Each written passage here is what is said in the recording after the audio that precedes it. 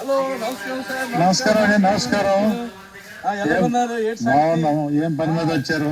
పని మీద కొంచెం సర్వే చేయాలి. మీ ఉన్నావు అన్ని సర్వే చేస్తే అలాగే అలాగే ఉండమని చెప్పేస్తున్నాం. చెప్పేస్తారా?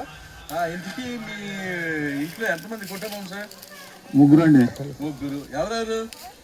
మా పాపకి పెళ్లి అయిపోయింది, 2 బాబులు ఉన్నారు. ఆ వైజాగ్ హైదరాబాద్ లో చిన్న కంపెనీలు ఏదో చేస్తున్నాడు అండి. అక్కడ ఉన్నాడు. ఈరోజు జాబ్ అంటే ఏంటి జాబ్? చిన్న కంపెనీ, ప్రైవేట్ కంపెనీలోనే చిన్న పని చేస్తున్నాడు అంతే.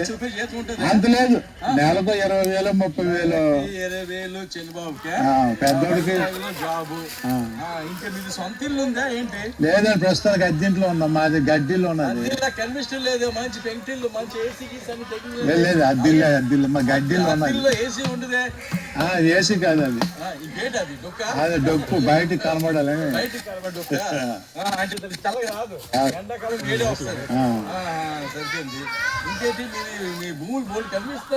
లేదు మాకెంత ఎకరన్నారా ఎంత ఉన్నది? పక్కన చెప్పేది మీ భూములు. లేదు లేదు లేదు,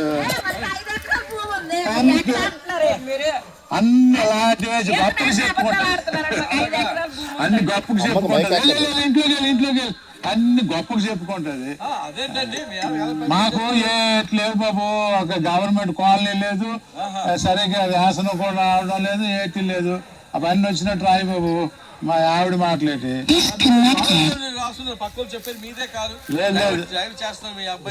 అది డ్రైవింగ్ వెళ్తుంటాడు. రాత్రి సినిమాకి వెళ్ళారు కదా, అద్దెకి వస్తే ఎవడో ఆంధ్ర పిలిచి వెళ్తుంటాడు.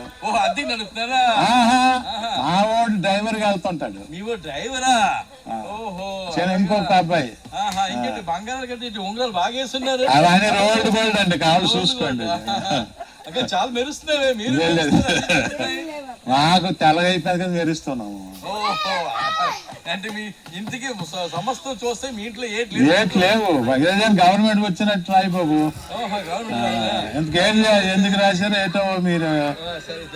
అమ్మా చెల్లి ససిరేక వీళ్ళు మహా ఆడుకున్నారమ్మా. ఎవరింటికి వచ్చాము ఏంటి లేదని చెప్తున్నారు. వీళ్ళు మరి పెళ్లి చేసామండి. ఇది నువ్వు వీళ్ళతో డ్రైవింగ్ చేసుకొని అలా కడుక్కొని వెళ్తుండాలి.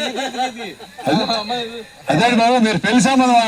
మరి ముందు చెప్పు ఉంటే మా ఉండి వాళ్ళు ఇంకా ఎక్కువ కలిపి చెప్పుకుందాం కదా. అదే మీరు చెప్తారు ఏట్లేవు, ఏసీ డొక్క అంటున్నారు. అక్కడ 5 ఎకరాలు కాదు, అది పక్కన డ్రైవర్ అంటున్నారు, మీ కారు కాదు అంటున్నారు. అది మా సొంత కారే, ఇవన్నీ మా సొంత. మీ అబ్బాయికి 1,00,000 రూపాయలు జీతమేనే?